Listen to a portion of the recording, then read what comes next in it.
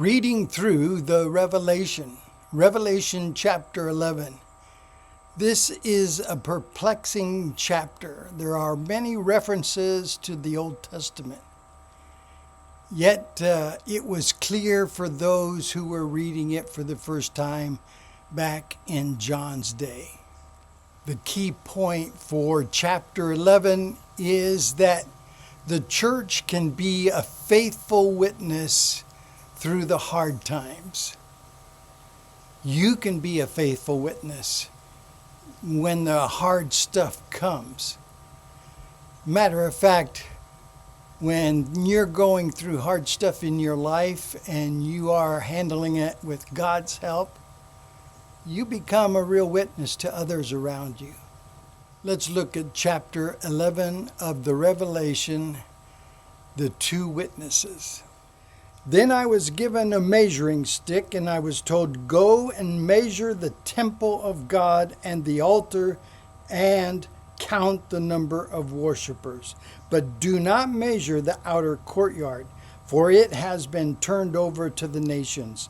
They will trample the holy city for 42 months, and I will give power to my two witnesses, and they will be clothed in burlap, which represents repentance, and will prophesy during those 1260 days. First of all, we have two witnesses. Who are the two witnesses? We are not sure who they are. Many have guessed Moses and Elijah. In the Gospels, we find Jesus at his transfiguration. And there with him is Moses and Elijah. Moses representing the law of the Old Testament, and Elijah representing the prophets of the Old Testament, which all point toward Jesus. Here these two witnesses are pointing to Jesus. He has been told to measure the temple. Now it can't be the temple of Jerusalem, because the temple of Jerusalem was destroyed in 70 AD. So it has to be a different temple, a heavenly temple. And so this temple is measured. He says to measure the temple and the altar and count the worshipers. Those people are the ones inside the temple, the people of God who worship God and are safe. And then he says, don't measure the outside. Those are for the Gentiles, or that is for the nations. Those are the people that evidently are not safe, not the people of God, those who are outside of safety. These two prophets, it continues, are the two olive trees and the two lampstands that stand before the Lord of all the earth. If anyone tries to harm them, fire flashes from their mouths and consumes their enemies. This is how anyone who tries to harm them must die. Verse 6, they have power to shut the sky so that no rain will fall for as long as they prophesy. And they have the power to turn the rivers and the oceans into blood, and to strike the earth with every kind of plague as often as they wish. Verse 7, when they have faithfully testified in witness of God, the beast, this is the first mention of this beast, that comes up out of the bottomless pit will declare war against them, and he will conquer them and kill them. They will be martyred for their faith. Notice the beast is at war with God and everything that is God's. The constant battle through life of good and evil. God continues to move throughout the world, yet at every turn Satan tries to block his move. Yet God will be victorious. It is true that Satan and God still battle, but we must not see them as equals. God and the devil are not equals. God is supreme. The devil is an underling. and he continues to try to thwart God and his kingdom. But God will be victorious. Verse 8, and their bodies will lie in the main street of Jerusalem, the city that is figuratively called Sodom and Egypt, the city where their Lord was crucified. Now, when we first read this out of the New Living Translation, it seems like it's speaking of Jerusalem. But when you get to the original language where it says the city, it actually is the great city. And people of John's day knew that that meant Rome. And he's saying these words of Jerusalem, Sodom, and Egypt, comparing it to the evils of those cities and connecting it to Rome, the Roman Empire.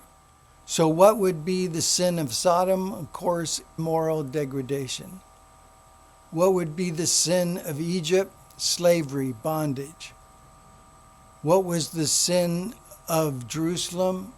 And of course, we know that because it is stated here that Jesus was crucified on the cross by the Romans. The Jews in that day, the Jewish religion, could not put to death someone. So they had to find some way for Jesus to go through the Roman courts, and then he could be put to death by crucifixion. And so we have here the great city Rome, or the Roman Empire, is full of sin. It's at war with God. It goes against everything that God stands for. God in his kingdom is moving forward, and yet Satan tries to avert it, tries to trip it up. Bible tells us that God wins. Verse 9, and for 3.5 days, all peoples, tribes, languages, and nations will stare at their bodies. No one will be allowed to bury them. In Jewish tradition, people are usually buried within a 24-hour period. If they are not buried within a 24-hour period, it's seen as a disgrace or an insult. And so this is a disgrace or an insult against God's people. Verse 10, all the people who belong to this world will gloat over them and give presents to each other to celebrate the death of the two prophets who had tormented them. The two prophets tormented their conscience by preaching the truth, by bearing witness to the truth of God. And their messages would no longer be heard. They were gone. They had been put to death. They had been martyred. And notice the words that we find here. The people are celebrating death. Celebrating death. Christians celebrate life and life hereafter. But after 3.5 days, God breathed life into them, and they stood up. Terror struck all who were staring at them. Then a loud voice from heaven called to the two prophets, "Come up here." And they rose to heaven in a cloud as their enemies watched. At the same time, there was a terrible earthquake that destroyed 1/10 of the city. 7,000 people died in that earthquake, and everyone else was terrified and gave glory to the God of heaven. The second terror is past, but look, the third terror, or third woe, is coming quickly. And now we come to the seventh trumpet. There were 7 seals, and now 7 trumpets, and now we're at the last trumpet. And then there will be 7 bowls, again, of repeating God's wrath upon the sinful world below. Then the 7th angel blew his trumpet, and there were loud voices shouting in heaven. Here we have the victory of God triumphing over evil. The world has now become the kingdom of our Lord and of his Christ. When we say Jesus Christ, Jesus was his name. At least it's transliterated into Jesus. His proper name would have probably been Yahshua, but he has the title of Christ. The word Christ is a title that means Messiah.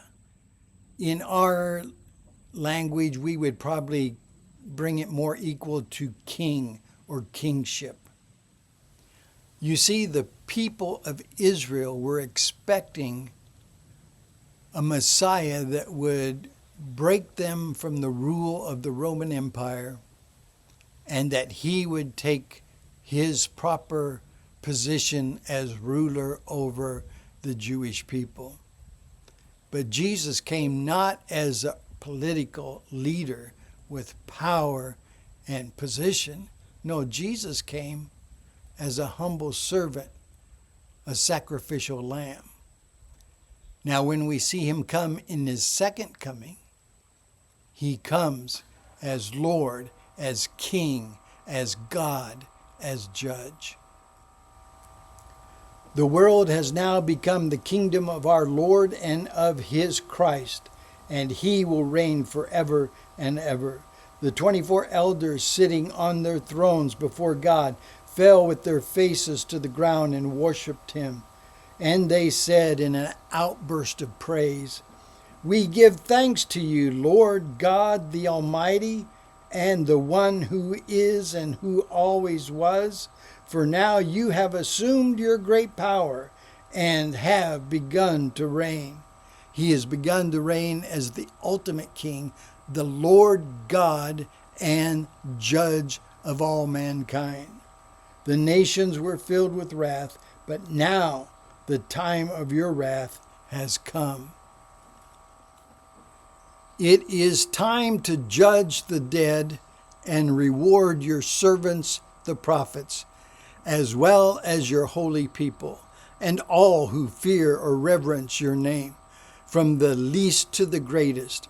It is time to destroy all who have caused destruction on the earth. So this is Jesus' reigning, his kingship. He has come and he has defeated evil for the last time. And what happens at that coming? He rewards his own and he judges. Notice in this verse 18, it is time to judge the dead and reward your servants, the prophets, as well as your holy people, and all who reverence or fear your name. It's a negative judgment, but it's also a positive. It's a reward, the final judgment of God. Then verse 19, then in heaven the temple of God was open. Remember when we started this chapter, we mentioned that the temple could not be the temple in Jerusalem because it had been destroyed in 70 AD by Titus. So the temple has to be a different temple. It was the temple of heaven. Then in heaven the temple of God was open, and the ark of his covenant could be seen inside the temple. What's the significance or the sign or the symbol of the ark of the covenant in the temple, in this heavenly temple? Whenever we see the Ark of the Covenant in the Old Testament, it always represents God's presence with his people. And that's what heaven is. God present among his people. The lightning flashed, thunder crashed and roared, and there was an earthquake and a terrible hailstorm. And then we move into chapter 12 next time. What is going to happen? Another repeat of judgments of God upon sinful humanity. When we are reading through the Revelation with the 7 seals, the 7 trumpets, and the 7 bowls of wrath, we are not reading the 7 seals, the 7 trumpets, and the 7 bowls. Rather, instead of linear, it is piled on top of one another. We have the 7 seals, then we have the 7 trumpets, and then we have the 7 bowls of God's wrath on sinfulness. And so in this chapter, we see the faithful witness of God's people through the hardest of times. The names of the two witnesses are not mentioned, most likely that we might be encouraged to be witnesses of God in our world, in our time, through the rough times that we go through. Remain a witness for God, a faithful witness for God, even through the hard stuff. People are watching us. People at our jobs, people in our community. And when they know that we're going through rough stuff, they want to know how we're going to react. We call ourselves Christ followers. We call ourselves Christians. They're looking at us saying, how does a Christian react when they go through rough stuff? Well, we ought to be a faithful witness, and it encourages us to be that kind of witness, a faithful witness, even through the hard times.